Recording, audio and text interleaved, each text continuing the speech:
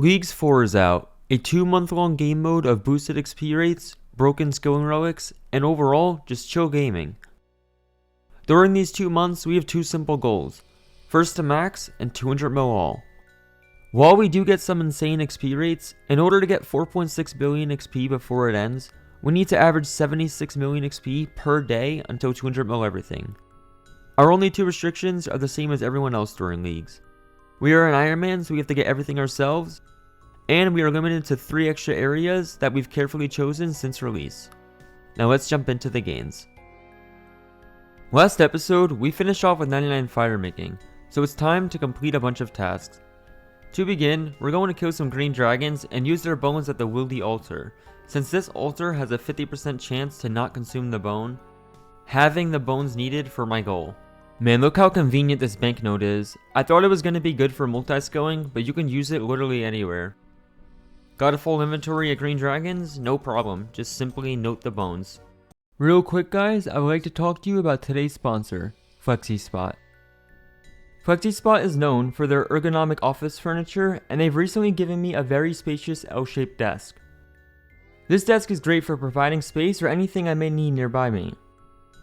The best part about this desk though is its motors.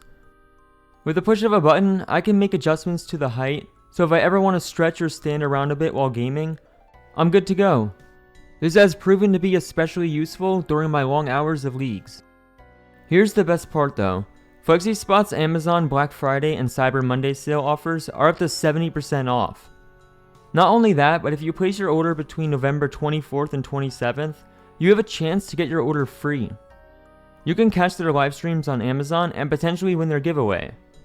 This limited time sale on their best sellers runs from November 17th to 27th. Be sure to check out the link in the description below to learn more. And a huge thank you to FlexiSpot for the sponsor and for making this amazing desk. Let's jump back into the video. I got myself 29 bones, so let's head to the altar. Why not multi-skill crafting on the way there? Looks like there's some guy here, so we're going to turn off our attack options so we don't accidentally attack him, because there's no reason to. And time for some prayer gains. Wait, what? Why is this guy attacking me? Alright, you know what? I wasn't going to PvP, but this guy's asking for it.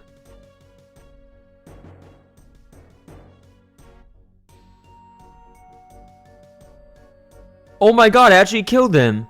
Yo, PvP JCW is back. With just those 29 bones, there's 56 prayer and a couple task completions.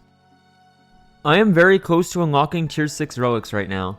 I figured I'd go send my pure essence in the bank that I got from wearing keys and soul wars for 77 rune crafting, since there's a few tasks that I can do. Plus, I can use the Nature's for free alks for GP. I had to turn off my level up pop-ups for rune crafting because I leveled a little too fast with the Unnote relic. I can one-tick these just like I'm cooking food in the main game, except I use 25 pure essence and get 2592 rune crafting XP every single tick. 15 mil an hour rune crafting at nature runes. I cannot wait for this later on. The tier 6 relic is now unlocked, Farmer's Fortune. This is my choice because I don't really see 200 mil herbivore being possible without it. However, if I can instantly grow farm patches, this should be a lot of fun. I haven't heard much about this perk yet at the time I unlocked it, so we're going to be doing some testing ourselves. The best way to get herb seeds on an Iron Man is through farming contracts. These are best after 85 farming. There are some free tasks from Tithe that I can complete for points, so I'll do those plus finish off 85 farming. Then we'll finally go test out contracts. Garden of Death completed for 20 to 52 farming. Now we can start Tithe.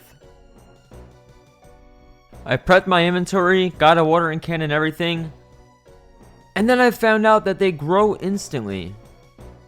Sure, the relic says it, but I thought it meant that it would grow instantly on the next farming cycle. But nope, it's just instant even if it's off a cycle. So farming just got a whole lot crazier. Done planting 100 of the lowest level seed, so I can move on to the next. And that was an instant 65 farming. I like where this is going so far. And 100 mid tiers from level 65 to 75. The highest seed is level 74, so we just barely made this. And 85 farming. Time for some farming contracts. A maple tree is my first task. I already got this from Bird Nest earlier, so not bad. The year is 2023. We're out here playing leagues, and it takes longer for a sapling to grow in your inventory than after planting it. What a great time to be alive. First tree planted, insta-grown, and first contract completed. Given how easy this is, I can probably just get a bunch of seeds if I keep on doing a loop of contracts. The seed pack should fund other contracts, giving me infinite amount of herb seeds for 200 mil herb. I can probably camp here for a while. Well, I gotta make a few used saplings, which means we have to wait another 5 minutes for this to grow in our inventory or banks. During the downtime, let's try sending a Hespori kill to see if we can get some Addis seeds, which are 1 in 3. If we could plant these, we'll get more herbs per seed. Quite a long kill as I had no potions or prayer, but that's just leagues and getting comfortable with infinite food. 3 bottomless buckets? Alright, well I don't think I'll need the compost, but I find it weird that I got 3. I guess the reason is that because the farming relic gives 3 times more loot on patches, this counts as a farming patch rather than a PVM monster. The farming cape has a perk to give us 5% more herbs. I figured I might as well send 99 farming now through planting contracts and herblore secondaries, and not grow any of my herb seeds until I'm getting more yield. The snake grass I'm planting right now can be used for fishing potions and prayer potions. 99 farming. The second 99 on the account. Like I said earlier, this cape is actually useful, so I will be buying it. From all of the tree seeds I didn't use, mainly Calquat and hardwood trees, I decided to quickly go plant them. I can get league points by hitting 25, 35, and 50 mil farming. So I figured if this should be fast enough, it could be worth it to help me get to tier 7 relics, which increases my XP multiplier from 12x to 16x for everything else.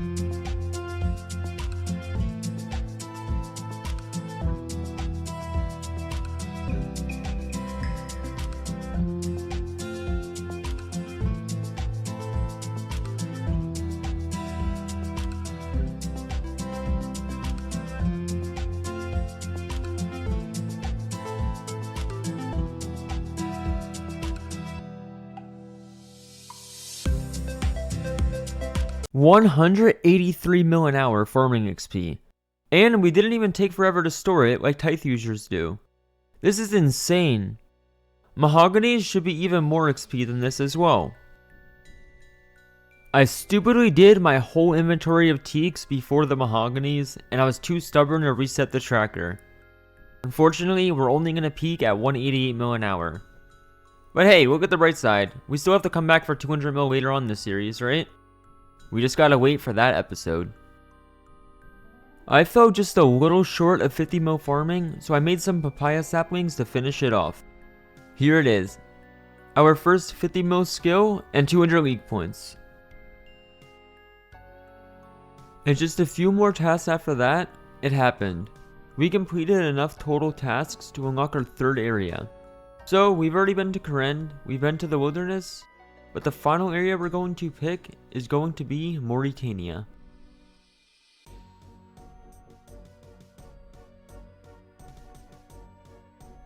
Unfortunately, there are a lot of quests that were not auto-completed with Mauritania, so we have a lot to do.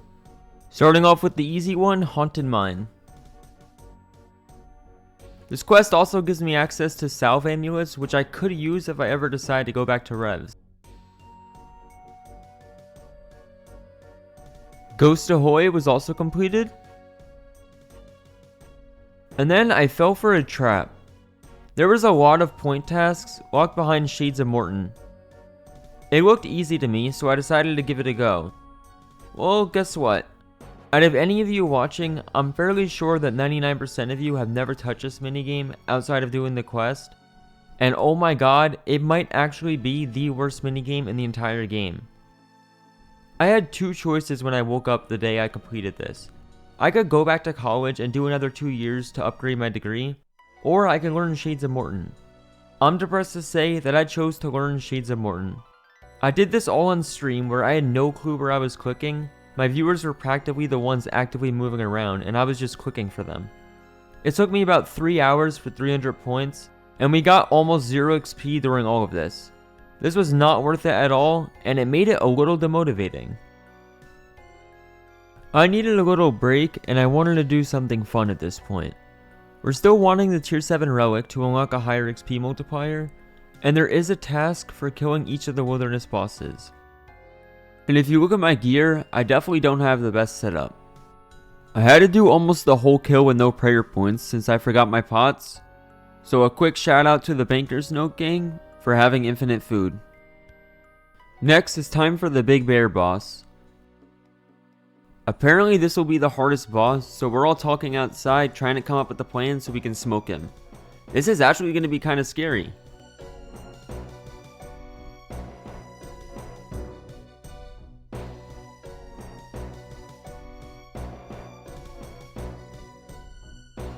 Alrighty. There was some guy already soloing it, so that turned out to be extremely easy. Venenatus has been sat down. I think the PVM mark for JCW might be over now. That only took about 15 minutes and we got 240 points. It was well worth it. Actually, there's just one more PVM thing I have to do. The Fire Cape unlocks me the middle area in Tazar, and if you remember from my last episode, I showed a way of cutting gems, which were emeralds, for infinite profit. If we get the Fire Cape, we'll have access to another gem shop, which is stocked with 6 uncut diamonds. These are the exact same profit as emeralds, however it gives a lot more crafting XP. This will be the meta for 200 mil crafting.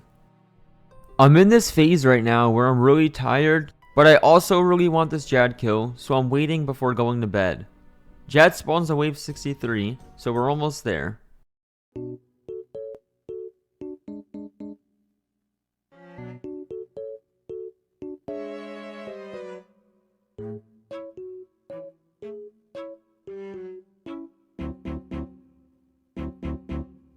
Oh my god!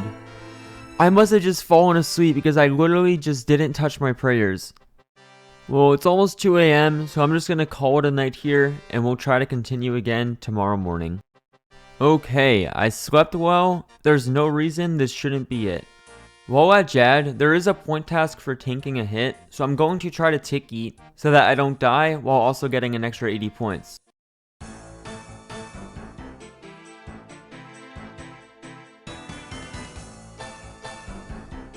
Oh my god, I completely forgot to eat, but I guess things worked out in our favor anyway. Let's just finish this up.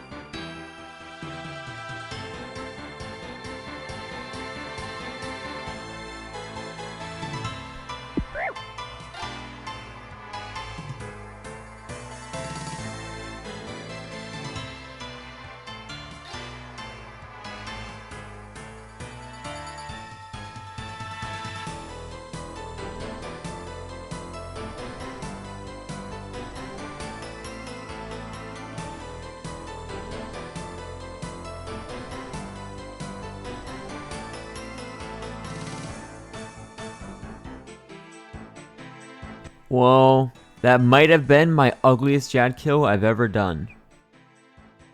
You enjoyed watching that epic PVM content from a skiller? Be sure to like and subscribe. That fire cape unlocked us so many tasks to where we were just about ready to unlock tier 7. So I finished up a couple other tasks and now here we go. These are all PVM relics, so I'm not really putting too much thought into the choice. However, Berserker sounds like the most DPS, so I'm going to assume it'll be pretty good. But look, even more importantly, our XP multiplier for all skills is now 16 times instead of 12 times. This is the highest multiplier. From here on out, we can officially start our road to max and 200 mil all. There's no need to go out of our way for his task anymore. I don't have that much pure essence left over. However, now that we have the best multipliers, it's time to get some GP capital, as we've still been poor for most of this grind. We're going to runecraft blood runes. This is our best moneymaker.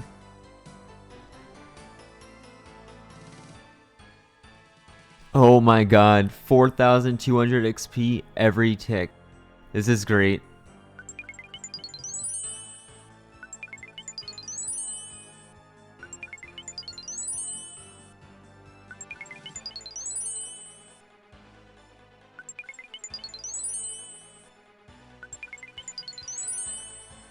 $24 million runecrafting XP every hour. This honestly might be my favorite method. We are going to be selling the blood runes to the Zami mage for 200 GP each. This gives us capital to start a crafting method for profit. And like I said earlier, we're finally in the best part of leagues. At the time of this clip, 3 days in. The following 57 days are all going to be focused on skilling with 16 times XP rates. A lot of people in my last video asked me follow-up questions on the cutting gems GP method I'm using with my relic choices, so as a quick recap. We buy 50 death runes at a time at Varrock's shop until the GP stack is gone. Make sure we equip Karamja Gloves 1, and then start selling to the rune store in Tazar. Make sure you sell 10 death runes at a time. Once you have your toggle, either buy emeralds if you don't have a fire cape yet, or diamonds if you do inside the city. You can buy 10 at a time, although there's only 6 in stock anyway. After cutting the gems, I will sell them at the Karend gem shop, 5 at a time. I believe this works at every gem trader, but I'm not 100% sure. I hope you guys enjoyed today's video, and of course, don't forget to like and subscribe if you did. I do want to put a small disclaimer just to have you guys informed that we are very much so behind on our actual IRL progress. If you want to keep up in real time, don't forget to check me out on Twitch, especially because I'm streaming a lot nowadays. I hope you guys have a great one, and until next time, peace out.